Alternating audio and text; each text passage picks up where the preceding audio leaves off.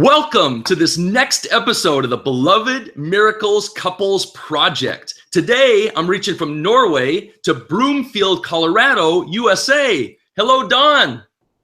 Hello, Timothy. How are you, sir? Doing great. Let me do a brief introduction of you. Don started in the book publishing industry 33 years ago and now uses the skills of social media to help others escape from the cubicle workstation. So Don, aka the Book Kahuna, where does your story begin? Well, Timothy, let's see. My story begins about 30 some odd years ago when I was a undergrad student.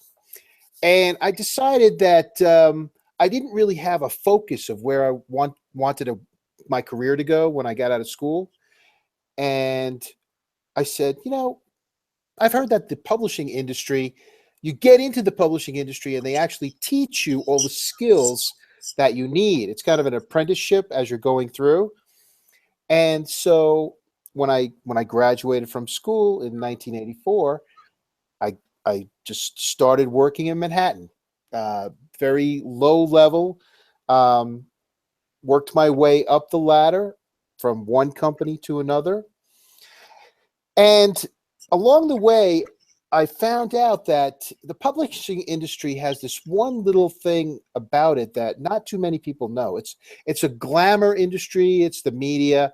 But whenever things go wrong with sales, they decide to cut you out. So the first time I got cut out, I ended up actually getting another job like 2 weeks later. This was in like 1991. And then I got a job at McGraw-Hill. McGraw-Hill Company's doing professional and reference division. And that lasted for 6 years. And then we weren't using computers. And I said, I'm working in a publishing company and I'm doing books on C++ and things like that, and we're not using computers to send our orders through to our printers, to our compositors. We're just not, up to date. And this is 1996. So I decided I think I need to make a change. Made a change, went to another company, was there for 2 years, got laid off. Okay, started working at Random House. Okay, another big company. A week after I started working at Random House, they were sold to Bertelsmann. Now, I was in a very small division, and we were always being either absorbed into another division of Random House where everyone would lose their jobs anyway, or just discontinued. It was like the value bargain brand of like Random House. So that's when I got a job in Colorado, and I moved out to Colorado for the first time. Okay. But once I was in Colorado, again, I got laid off, and I started my own company where I was helping small to medium-sized companies with their print functions. I was doing all of the negotiations with overseas vendors, 4-color, 1-color in the US. And that went well for a couple of years until the one company that was starting to take up more and more of my time decided that they needed the function brought in-house. And I had stopped marketing, and that kind of put a real crimp in what I was doing because I had no backup plan for cash flow. So I actually ended up packing up my whole apartment and moving back to New York, and lived in my mom's basement pretty much for a year and a half while I was trying to get back into the publishing industry. And lo and behold, I worked in a factory. This is like 2003, 2004. And meanwhile, I was like doing consulting work with some publishing companies and just trying to get back into the industry itself. And I ended up getting a job that was the perfect job for me. Okay. always loved history. Got my undergraduate degree in European history, and I became the production director for a company that did multi-volume military history, kind of like this. Actually, this is one of them, right? Yeah. Doing all this kind of stuff: Cold War, World War II, World War One. It was perfect. I stayed there for 9 years, and while I was working there, I actually met the woman who I sent you the one picture, who became my fiance. And this kind of all fits in with, where you're going with couples. And now my story about my um, significant other, unfortunately, does not really have a happy ending, but in a sense it does, because I'm taking everything and moving forward to do the things that she would want me to do. So let me go back again and just say, so I'm working at this company. I'm working on the books that I love. Um, and the company itself decides we're going to buy a bigger company. Okay. So the small company, which was my company, buys a bigger company, which triples the size of the amount of books that we're doing. Okay. So at that point in time, I said, you know what? I think I need to really upgrade my skills. And I talked to my fiance about it, and she said, you know, I think you have the right idea. I think you should. You want to learn about digital, whatever's happening in the publishing industry right now, then you need to go back to school. So I applied and got into the Master's in Publishing Science program at Pace University in New York City, which has, the oldest publishing program in Manhattan. And they had just initiated an online program 2 years before. So I stayed in Colorado and did my master's program via internet from New York, going through, a university in New York. Now, the part of the story where I always like to let people know a little bit more about me and who I am. When I was an undergrad, I kind of really didn't do that well. I partied a lot. Okay. And it was well, the first couple of years I partied a lot, and then unfortunately my dad passed away when I was a sophomore, and that really like threw a monkey wrench into everything. And I've written blog posts about this, and my I actually had to call my mom on the phone and say I have to stay in school for an extra year because I didn't make the credit load that I needed, but I couldn't because I was dealing with so much grief at the time that I just could not do anything else and anything more than what I was doing. So she was really angry with me, and I came out with a very low CUME. I came out with like a 2.47 in my undergrad. In my major area, I did very well. And I have a minor in English Lit as well. But in all the other courses that I had to take to like fill in, I was just like, whatever. I didn't really apply myself like I should have. So when I was talking to my fiance about doing this with the master's program, I said, if I do this, like I'm not leaving anything on the table. I said, I'm doing this because I did not produce when I was an undergrad, and I am going to make sure that academically, you know, people will realize that, I can really, put out what I need to put out when I'm put into the challenge mode. So here I am. I'm in the process of putting two companies together. Okay. Company was in Westport, Connecticut. Um, it was Prager and Libraries Unlimited.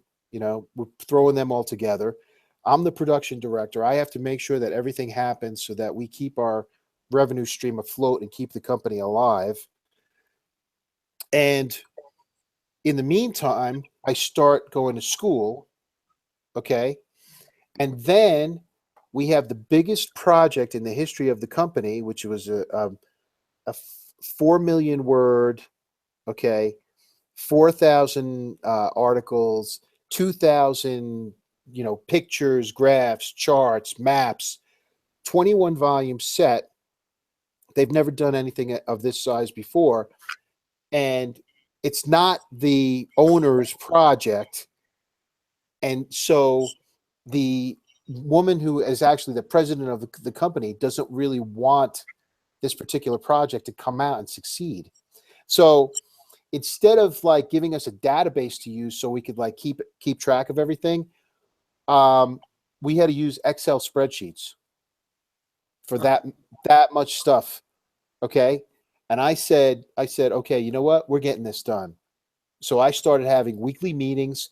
I started assigning things to people. I wanted updates. I wanted things put on a schedule that was going to be met. Okay. And there were a lot of consultants working on this. Okay. And when you have a lot of consultants working on things, on an hourly basis, they don't want things to end. You know what I mean? So they're not like really sabotaging the project, but they might be like looking for other avenues that like might, be a better way to, show something. Okay. So we had to like kind of rein people in and focus them on where we needed to go to get this project done. Okay. Okay. So we've got big project, we've got putting two companies together, and we've got going back to school. Okay. All at the same time. And meanwhile, keeping a relationship going with somebody that I had proposed to who's going to marry me. All right. Then what happens is the next element gets thrown in where my fiance starts to get very sick, and we don't know what's going on, and things are just out of control. And she goes into the emergency room, and she's in the hospital for a week.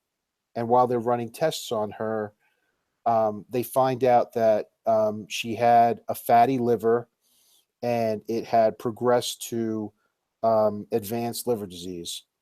And they told her that you need a transplant. You need to you within the next 5 years, you need a transplant, or there is no or. So we're dealing with that. And what ended up happening with that was actually she got on the transplant list in 2011. Okay. So everything was cool with that. So we're good. And so then the other thing was I got the biggest project in the history of the company out in 2011. See, kind of synchronicity there. Okay. Nobody thought it could happen, but it was in development and production for 8 years, and I got it done. So that was that done. The two companies got merged together. Okay. The first year we kept the revenue stream alive. We did 72 titles the year before. We did 642 the next year. Okay. My department put out. So that kept everything going as well. As far as school, I graduated today, 5 years ago. Okay. 2012. And my grade point average was 3.86. So that is the story. That is that part of the story. Unfortunately, and one of the pictures is the picture of us at our dinner that night when I got my degree at my favorite restaurant in New York City that I always used to go to. But unfortunately, Sue passed in 2014 on May 21st. So I do things in memory of her. I think about her. She's my why. She's my why of why I'm doing everything with EN and like trying to build my business and get it to a point where I can take people and get them into a social media platform and let them build it and start to get leads and start to get sales themselves, because I want to do things to help the causes that she loved. She volunteered at a no-kill cat shelter for 14 years. So I give money to them, and I want to help people who need, organs and tissue. I want to try and help people. I do the Run for Life every year here in Denver, for Donate Life.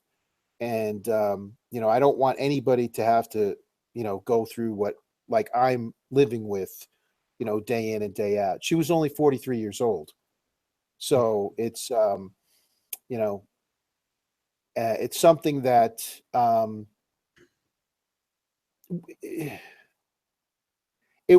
it's a challenge. I've pretty much gone through all of the aspects of grief. And now I'm totally focused on what I need to do so that she would be proud of me, when I see her again. So that's a lot of my story, like right there.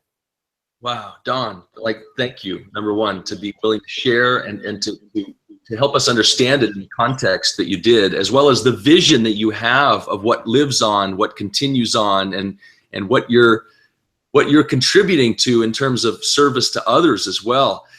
If I could take a step back, this question of a system, where did you, and it's in the book publishing area, right? You did the spreadsheet, like that was a simple system.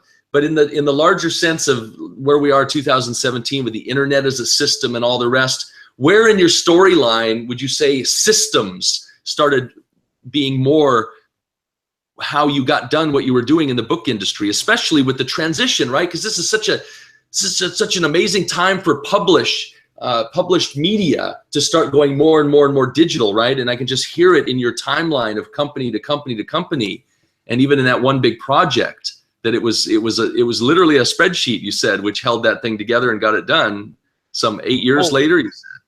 Yeah, it went through research and development for 8 years.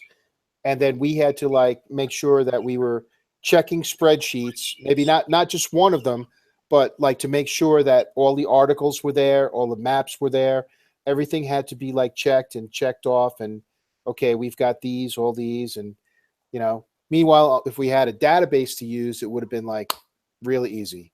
But before we went on camera, you held up one of these books off your shelf there. Could you do that again real quick, just so people have a sense of what you're referring to, like a project of a volume? And that's only one of how many books would be in a series like that?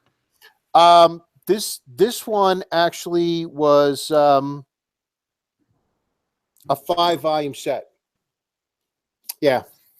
And they're all, like, I think this was actually, we used to do a student's version and we used to do an academic version. And this was like the student version that we did at one point. So I don't know if you can see very much of what it is, and they were designed completely differently. So there's that one. Got another one down here, American Revolutionary War. Wow. I mean, just to imagine the research, the documentation, and as you mentioned, the coordination, right? You have to bring all those parts and pieces together in a way that winds up being something that can go to the publisher and comes out on the printed page. Right. So system-wise, from start to finish, you're always going through like checks and balances of every different aspect. Okay, you're going through composition. Okay, where are our pages? Who's proofreading? You're in the manuscript phase. Okay, we're sending the files out for copy editing. Okay, where are they now? Who's going to be copy editing? Who's checking the copy editing? Do we have the author checking the copy editing? Is the author making changes? Does the author have the ability to use their computer to like check the copy edited manuscript? Do we have to send them, marked up pages? It's all these different things that you have to keep in mind. going through, then you're checking the quality of the pictures, or actually they're called halftones. But you're looking at the halftones, making sure that there's no uh, they're coming out correctly when they're printed, on the page proofs. There's always things that can happen in any aspect, but you've always got to be on top of it and looking. And I always used to say that the publishing industry, especially in the production director's seat, is like Murphy's Law times 10, because whatever's going to happen, it's going to go wrong, but it's going to go wrong like 10 times worse than like whatever you think was going to happen. And I'll give you a good example of that if you got a minute. Okay. When I was working for Perseus Books Group out here, I was production manager for Basic Books, and we were doing a book on the 2000 election, and it was by a Washington Post columnist. His name is Dana Milbank, and he went. It was called Smash Mouth: On the Road with George Bush and Al Gore, and he actually went on the road with both campaigns. And what happened was, he at the end decided that he was not going to supply us with the last chapter until the election was decided. Okay, so we send the book to press, and we tell the printer we're going to be sending another chapter, based on who wins the election. Okay. And we send it at the end of October of 2000. Now, you know what happened with the 2000 election, right? Right. It dragged out and dragged out. Dragged out because of Florida and the hanging chads and people like looking through microscopes to see, right? Well, what we couldn't do anything. Okay. We're just sitting there like freaking out because we've got this book. We've got one of the first books on the election. We wanted to have it done like right away. It was going to be out like in December, like right before, Inauguration Day. And now we're just sitting there because we can't do anything. Finally, December 12th comes around and they stopped the recount. And that was it. Bush is president. Boom. So we get the new chapter in. We send it out. We have it composed, Okay, we get the page proofs out. We send it out to the author. He does his thing, right? And then we send that into the printer, and we got 2 sets of blues, so they could check on their end. We could check on our end, right? Don't you know we had that book in the warehouse by December 28th. Whoa. We still made it in before the end of 2000 on a book that should never have even, But that's the thing. You always have to, it's flexibility and thinking on your feet and always coming up with a different idea. I had another one where we had to get this done, and this was in like 1999. So if you like a lot of like an FTP site, Yeah. file transfer protocol. Well, it was like we were using an FTP site that the printer had set up, and we were sending files to the printer. And we had a book that was on such a rush schedule that we couldn't have like a 2-day turnaround of them sending us proofs and then sending them back. So I said, well, we're sending things through this thing. Like, why don't they send something and we pull it off and print it out? Okay. And no one had ever thought about that. It's like, we're sending things their way. Why don't they send something our way and we take it from and that's what we did. We did like a reverse, what I called it at the time, a reverse FTP, because we're talking, this is 1999. This is all like, Star Trek stuff to us. And we pull these proofs off, check them, make sure they're okay, give them the okay. And then if there were any corrections, we sent it back. Boom, we got the book done on time. Fantastic. So it's always about, you come up with a different idea and you're thinking out of the box. And, I always like to say, nah, it's not thinking out of the box. It's like you jump out of the box and you kick it down the street. That's how publishing works. Nice, nice. I mean, when listening to you earlier, the coordination of all this almost gave me the images of like a train station, or better yet, like a Chicago O'Hare International Airport, right? With just ins and outs, and someone needs to manage this, right? And yet now what you described to me is not just a system, but it's like systems overlapping systems, overlapping systems. It seems like, and then the innovation that you just infused into solving a problem by coming up with a outside of the box, right, without any box way of thinking is really powerful. Implementing of systems, but going beyond them as well, right? Something like that. Right. But that was the fun part. It's like it's like going to work each day. You never know what's going to happen, and you can just have fun with it because you can always like try and. Oh, there was the one. We did a book on what was the book on? It was like on defensive or like defensive weaponry or something like that, because we were doing all these little standalone titles too. And there was a Chinese satellite that was radioactive, okay? And it was starting to enter the atmosphere, okay? And they were afraid that it was going to land on land, okay? And if it hit the Pacific or something, that's fine, not great, but it's better than if it lands on land and you got all this radioactive material all over the place when it blows up.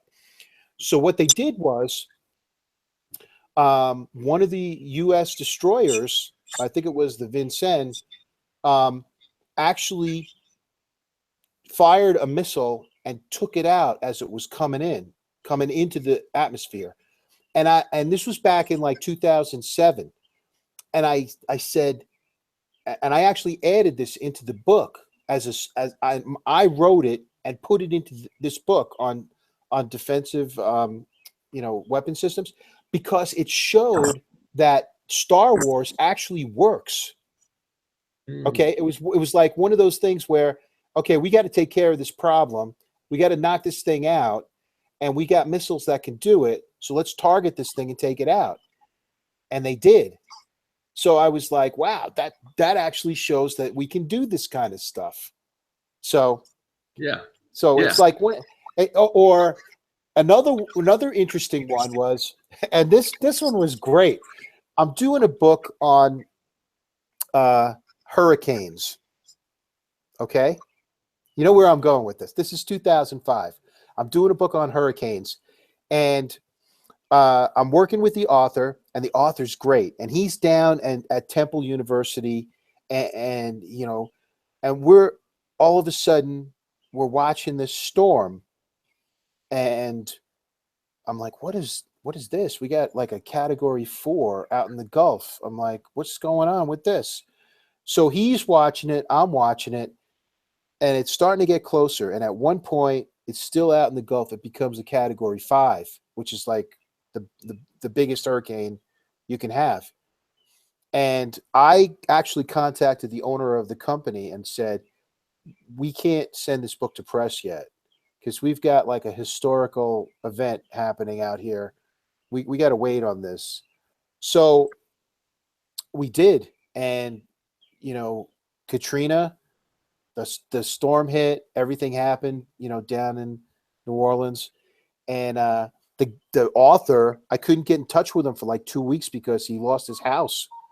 His house was wiped out in the storm. So he was actually living, on campus in the dorms, and didn't have access to, communication for a while. So, and the first time I got him on the phone, he was like all excited because he's like, look, because it was like such a historic storm. I mean, we're sorry that everything happened with, the people and the human part of it. But from the scientific part of it, even though his house got wiped out, he was just like ecstatic because he's like, wow, this is like wonderful. And he's like, and I said, well, we held the book. We didn't send it to press. He's like, good. I'm going to write an epilogue. We're going to put it in. So he did. He wrote an epilogue, and we held the book from going to press, and we ended up putting all this information about Katrina that happened like right when we were going to get this thing out to press. Wow. You know, just as we're going here, Don, you're so impressing me with this. You know, my take is getting an individual's story. And yet what you're sharing with me, the publishing industry, and then, you know, documenting war and weaponry and storms. This is like the telling of the story from on high of how it affects all the individuals. And it's a fascinating alteration of the perspective around story. That's what you're offering me here in a way I'd never considered before. Yeah, yeah. I mean, you know, the publishing is one of those things where this, you know, the story is in the final product, but it's also the story about how you get to the final product, and that is sometimes that's a more interesting story than the story that's in the product itself. Well, so, today, I mean that Smash Mouth book on the election, I mean, it really kind of got panned when it got out there, but the story about how it got pulled together is almost a better story than what's contained in the book itself. So, wow, like that's fascinating. And maybe you and I will do some more collaboration going forward with this project, because you're waking me up to an awareness that there's an angle on stories that I'd almost never considered before.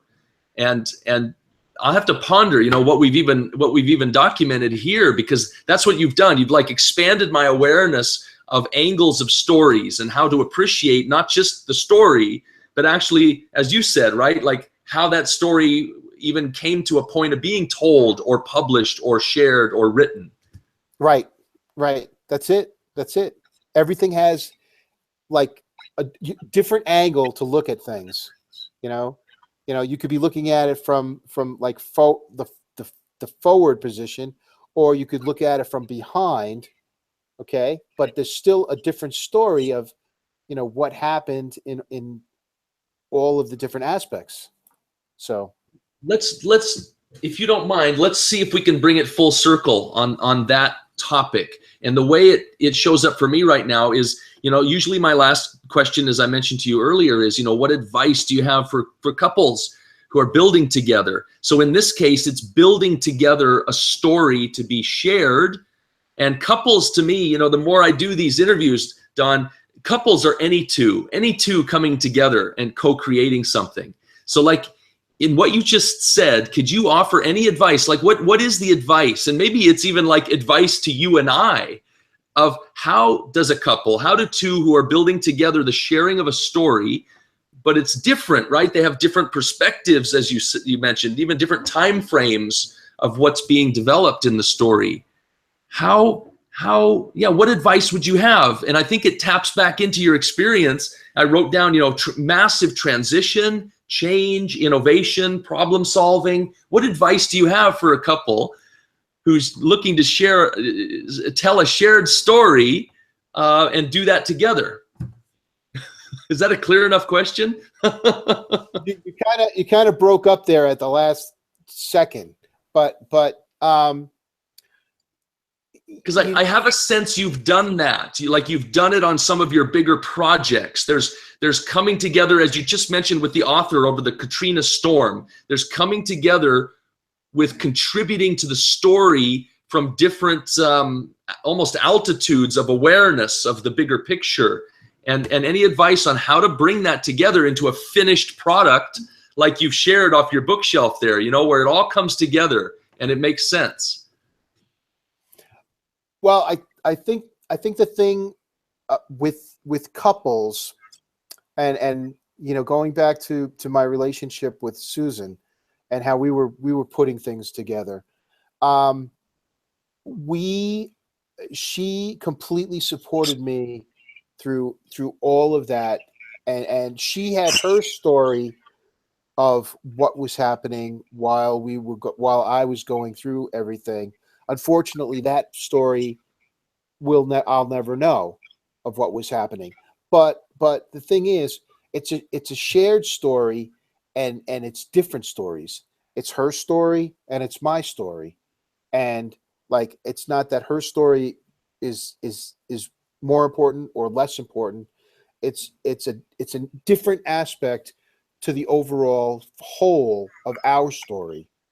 So I think it comes down to respecting each other's story, integrating both stories into the whole, and making it your story as a couple, and um, being able to feed off each other as you're building your stories. So Yeah, beautiful, beautiful, Don. I mean, that brings it full circle. And then the addition that I would share with what you've just said is this idea that together we overcome. Like now you have the story, but how do we share or publish or get out the story in a way that can inspire others toward their own story being developed, and this idea of overcoming, together we overcome, because I find oftentimes in our lives, especially as a couple, or even in business partnerships, there's always this overcoming. There's something between two human beings of that tension in the story that has to be risen above. And but you've encapsulated it here, from your personal experience to your fiance there, and what you went through just in terms of the whole transition and change. And then now, to see you pick up, you remind me of the big Encyclopedia Britannicas, right? These big volumes of massive, and now instead we have the internet, right? We have this data system where we can just access and request keyword searches and start accessing maybe, it's even more of a shared story today because of the internet, isn't it? Do you have any kind of like last words on that? I think that's what I'm realizing is this laptop that I'm doing this through is now the volume that's so big I can't even carry it.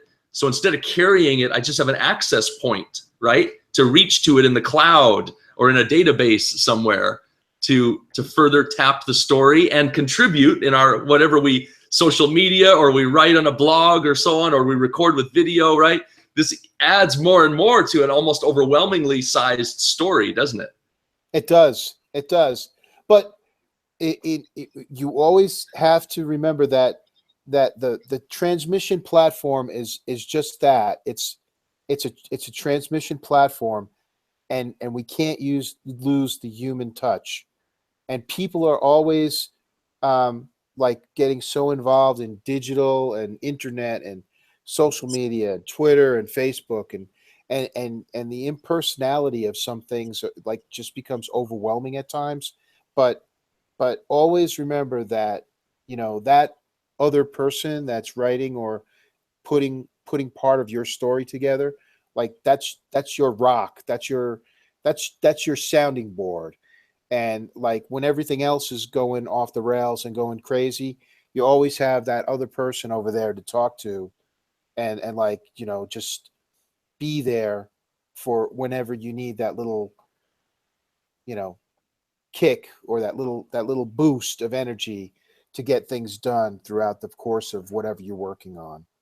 So I'm so glad you fit that in, because you and I identified that between the two of us. We've been doing some business lately, and we think we know each other, but right until we get deeper into the story of who someone is, we're assuming we know someone. And what you're mentioning to me now reminds me that this human element is an opportunity to go more in depth with someone, and not assume so much, but share in the telling of it in a moment of two people coming together, which is what I hope we've done here in terms of what we're now sharing and documenting and further extending to others, to remember that, you said it, the human element. I don't think this technology will ever come up with a substitute, even with virtual reality, for two human beings coming together and interweaving their story. That's it. That's awesome. It right there.